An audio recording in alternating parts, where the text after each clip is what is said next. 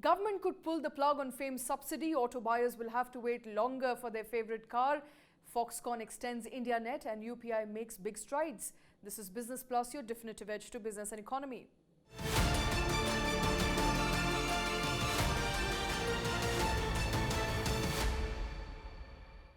The government could discontinue second phase of FAME scheme, Centre's flagship electronic vehicle scheme, faster adoption and manufacturing of electric vehicles, or FAME 2 scheme, has been in the news recently after a series of investigation into misappropriation of subsidies by electric vehicle manufacturers.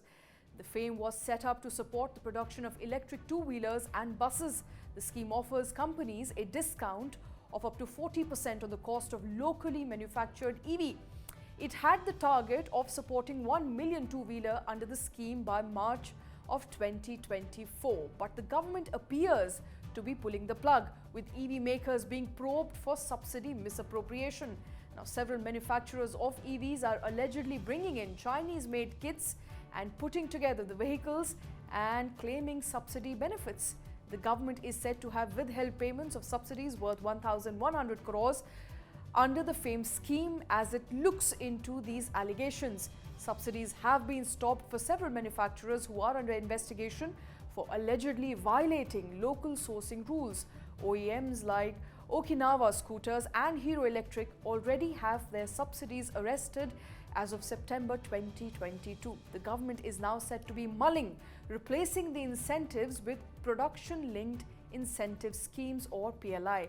Now, as per data available with Ministry of Heavy Industries, as far as 7,90,000 vehicles have been sold under the scheme till February 15th of 2023, and the government aims to support the remaining 200,000 within the stipulated time before it calls off the scheme.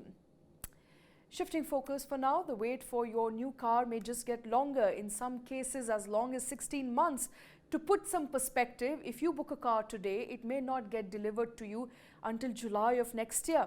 Now, Maruti Suzuki, the country's largest automaker, has a backlog of 3.69 lakh units, with waiting period of up to a year for popular models like Ertiga. Other manufacturers are feeling the heat as well. Mahindra's Thar has a waiting period of more than 12 months, while Hyundai Creta, you may have to wait for 9 months if you have ordered as of today. Who is to blame, you may ask? The old chip shortage. The shortage of semiconductor chips dates back to early 2020, during the early days of COVID-19 pandemic, when there was more demand and less supply. The problem escalated as the auto industry was also witnessing a major structural shift towards automation and electric vehicles. Simply put, the industry today needs more chips than ever. But wait, what's the big deal with these chips anyway? Well, the semiconductor chips are a significant part of modern-day vehicles, as they are used in various functions, from a car's infotainment system to managing engine emissions to execution of its safety systems. While the problem has been a drag-on for the entire industry, the luxury segment has been worst affected, with most high-end models having the longest waiting period, in some cases up to 16 months. And amid the ongoing political tension over Foxconn project, the Taiwanese electronics firm wrote to Chief Minister of both Karnataka and Telangana, saying that it would ensure successful grounding of its proposed manufacturing facilities in both states. Foxconn has proposed to set up a facility to make Apple iPhones on a 300-acre plot in Information Technology Investment Region at 2 locations in Karnataka. Apart from this, Foxconn is also proposing another facility in neighboring Telangana, something that has given rise to a tussle of sorts between the two states. Now, clarifying the company's stand, Foxconn CEO Young Liu, in a 2-page letter, said that they will ensure successful grounding of Project Elephant, as it has been called, in Bengaluru. The new plant that will come up on a 300-acre plot near the Bengaluru International Airport will be Foxconn's largest such unit in India and generate 100,000 direct and indirect jobs over the next 10 years.